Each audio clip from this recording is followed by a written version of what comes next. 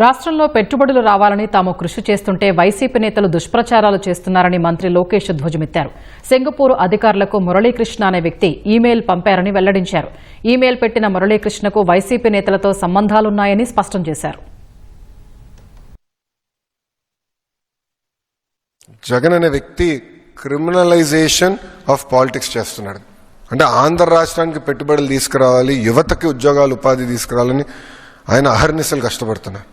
ఇదంతా జరుగుతున్న సమయంలో ఒక వ్యక్తి మురళీకృష్ణ అని ఒక వ్యక్తి సింగపూర్ ప్రభుత్వానికి ఈమెయిల్ పంపించాడు. అక్కడున్న మంత్రులందరికీ, అధికారులందరికీ, సింగపూర్ హైకమిషనర్తో సహా ఆ వ్యక్తి ఈమెయిల్ పంపించాడు. ఆంధ్ర రాష్ట్రంలో అన్స్టేబుల్ గవర్నమెంట్ ఉంది, రేపో మాపో ప్రభుత్వం మారిపోతుంది, మీరు ఆంధ్ర రాష్ట్రంతో ఒప్పందాలు చేసుకోవద్దు అని క్లియర్గా అతను చెప్పారు.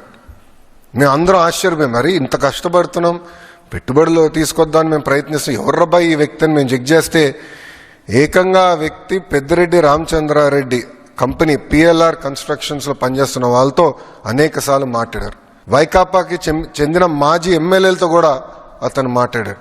మొత్తం రికార్డు మా దగ్గర ఉంది.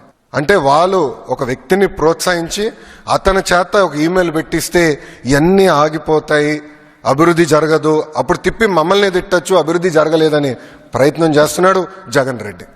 This is criminalization of politics. అంటే చూడండి, అడుగడుగునా అభివృద్ధి జరగకూడదు, పెట్టుబడులు రాకూడదు, వచ్చే కంపెనీలని తరిమేయాలి, అదే లక్ష్యంతో పనిచేస్తున్నారు. నిజంగానే బాధ వేస్తుందండి ఈరోజు.